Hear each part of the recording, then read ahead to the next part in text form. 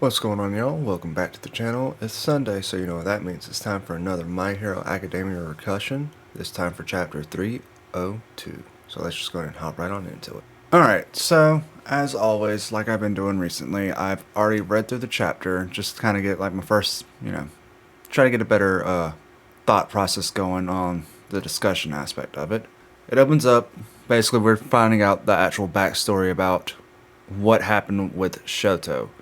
From now on, they're keeping Shoto away from the other kids, and because he's too busy with work 24/7, that he's hired help, and he's telling Ray, to don't take your eyes off of Toya. Ray says that he just wants you to look at him, to notice him. That's all. And Endeavor's basically saying, all I can show anyone is the world of the heroes. Ray just, heroes?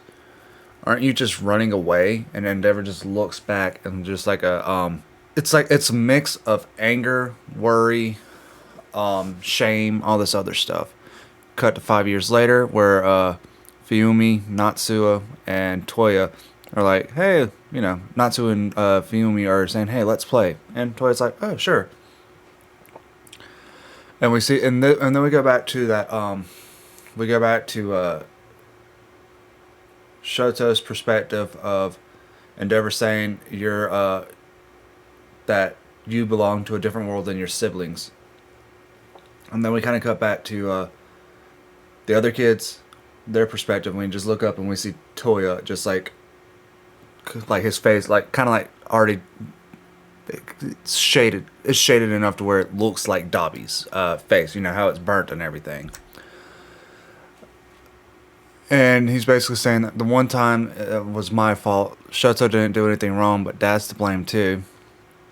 He won't even pay attention to us because we're failed creations? Crazy, right? Is that what modern heroes are all about? Making all these kids they don't even need? So Natsu was like, why don't you just bug sis about this stuff once in a while? And Toya, you're telling me to buzz off too, Natsu? Even you? I'm talking to you because you're the only one who gets it. You agree, right? The women in this house are good for nothing. And so Ray catches Toya and says, you're about to run off to that mountain again. So she knows that he's been running off to the mountains to train his powers. And she's like, why don't you hang out with your classmates every once in a while? And he's like, I don't need friends. We live in different worlds. So Ray's like, do you even want to be a hero? And she's basically saying, as your mother, it looks to me like you're suffocating because of who your father is and you're suffering for it. She's trying to, save Toya. Toya just like, it was very interesting that I didn't notice this the first time. Like his pupils or whatever, it's like they're separating. So it's like almost like there's a split in his like worldview. Just then, like he's just like, what do you mean there's not? What do you mean there's nothing? There's more to being just a hero? What do you mean that my entire life I've been told I'm to be a hero, and now you're saying that there's not? So it's like he's trying to figure out like what, and then that's just kind of like it comes back and it's just like his eyes get like bloodshot and his pupils just like start to do like just like crazy eyes. And he's like, what the hell do you know, Mom? Where'd you get that tidbit? Some self-help book? I know about Grandma and them being real poor, so they had to sell you off. You had no choice. And Ray's just like, tuh. And that's why I was born, right? You're guilty too, Mom. And so whenever Toya was 13 in the winter, he's basically saying the fire won't go out. He was small because he was a premature baby. It's just another bodily process. My fire power's linked to my feelings, so if I get riled up, I'm sure I'm pretty awesome. I do say so myself. Along with those physical changes, so he started to get his growth spurt, but when he works up, he starts crying. He doesn't know why. So this is when he was 13, this is when his fire changed from red to blue. So Toya just like goes up, hey Dad, next time you get a day off, come up to Sokoto Peak with me. And so we find out that, Endeavor finds out that Toya has been practicing his flames to where he just gets burned around his chest, so that way he can practice without, showing it. So Endeavor's just like, again? Damn it! And Toya's just like, no wait, what I can do now is really cool, you gotta come and see it. And he's like, I might be as awesome as Shoto sooner or later. Maybe I'll even better than All Might someday. Then you gotta give me some respect, Dad. And this is like when I feel like this is kind of when Endeavor realizes that he's either fucked up or he's just like, my son is insane. And Toya's just like, you'll be glad you created me. I just know it. So he comes in and pissed off, just screaming at Ray. It's like, why didn't you stop him? That's all I asked you to do. And Shoto's just like, don't bully mommy. So this is, I would say that this is probably like, not necessarily where the abuse started, but this is probably where it, it was already kind of going downhill from there. But this was just like the breaking point of the ice that just caused everything to fall. Shoto's trying to say, don't be mean to her, and Endeavor's like, get out, it's none of your business. We see Fumi and Natsu just in the corner crying. And we cut back to Toya telling, what the hell do you know, Mom? And Ray's just like, yeah, my options were limited, but I made my choice and I walked that path of my own accord. I had hoped, if nothing else, that I would keep smiling, yet I can't stop him. And then we cut back to the present, where you didn't go after him.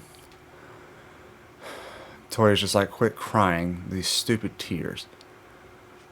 Endeavor's just like, I thought I'd only be throwing fuel on his fire. No, that's not it. And he's like, the truth is, I had no idea what to say to him. And this is where Toya just this is the day Toya died. And Ray's just like, neither did I. And what happens is Toya just literally catches on fire. His entire body. Dobby's just like, man, that was hot. And he's just like, the flames I can't stop them. And he's just like, well, that's just desserts. All he ever taught me was how to turn up the heat. And so he sets the mountain on fire and causes a huge inferno. There's this panel, and the way how it's drawn, I can't tell if that's Endeavor freaking out or if that's just a random citizen just like being terrified. And then we see someone walking in the mountain. So it's probably Endeavor. It's just the way how it's drawn. Like the panel itself is just kind of like, it's about yay big. So I can't really tell if that's just Endeavor or if that's just a random citizen. But then, like I said, panel underneath that, we see someone walking through the burnt up forest. So if I had to say, that is Endeavor. And then, but having killed Toya, I felt that there was no turning back. So I poured all my energy into Shoto at the expense of everything else. Once Toya was gone, you grew worse and worse until I couldn't stand the sight of you. It got so bad that I even started seeing you and the hints of you in the children's faces. I knew our family was broken, but I was too scared to interfere. All I could ever do was to try to fix things and just keep up appearances. You're the one who started all this.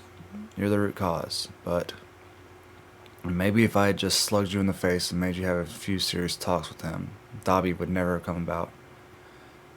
And I'd been enjoying some good soba with Shoto all these years. You're not the only one who's responsible, and now we all have to take responsibility for what comes next. Your heart may be broken, but we're here to get you back on your feet. You have no choice but to fight with Dobby.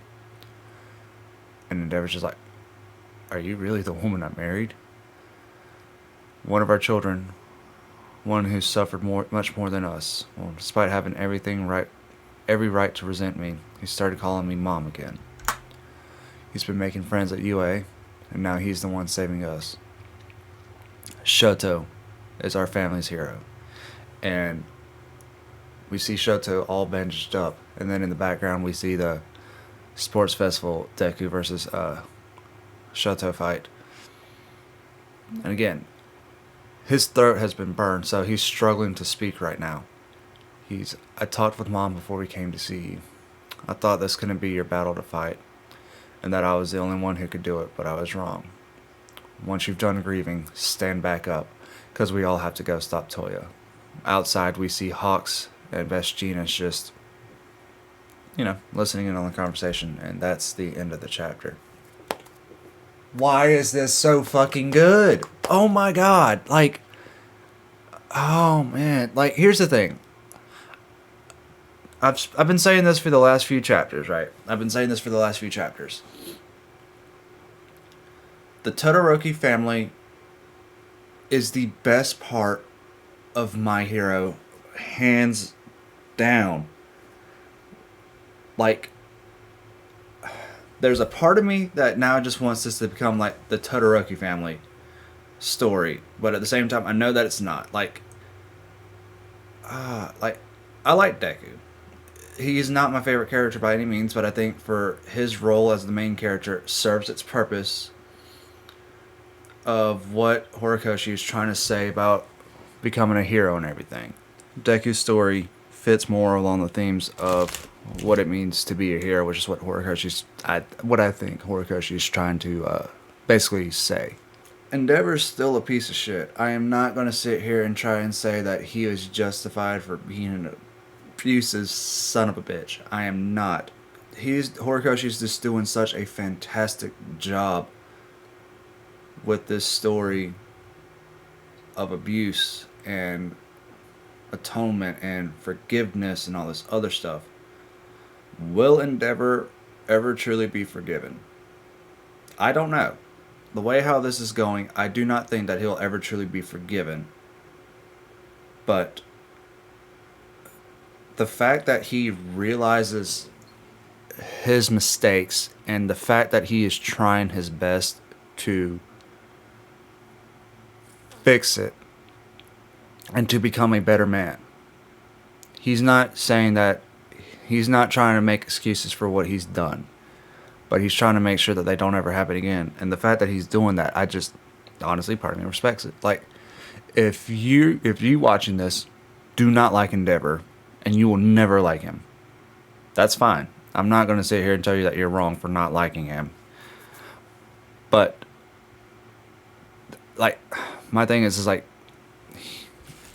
his character growth is some of the best I have seen. Like, I've been more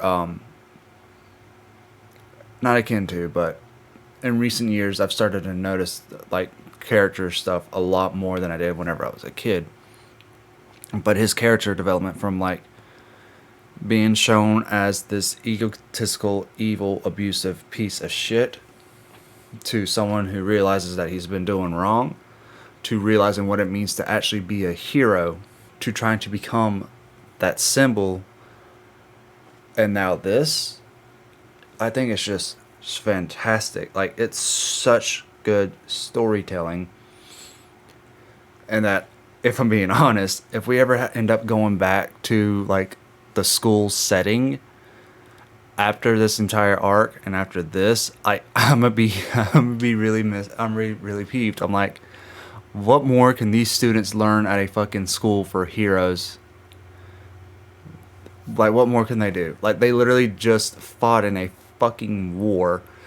Deku is still unconscious. Bakugo got stabbed like 17,000 times. Shoto, literally his throat's burned and he can barely talk. So it's just, what I'm trying to say is, it's just that this, when Horikoshi is great. When Horikoshi is doing stuff like this, the series is, I love it. It's fantastic. But, and again, like I said, as much as I love to hear myself talk, I can't. I'm just going to keep on repeating the same things over and over again, which, don't get me wrong, I do that anyways, but this is just, I love this. This is just peak My Hero, and I will continue to say this. Every single chapter we have something like this, absolutely. Am I still curious about the Mindscape, or the Onescape, and what's going on with Deku? Of course. Am I still just kind of like, alright, they have Eri, so she can go and fix Deku? Yes.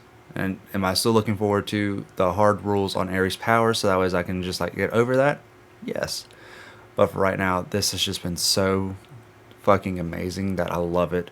And that's at the back of my mind right now. But either way, I want y'all to have a great day. I will see y'all later, and I hope y'all have a fantastic day.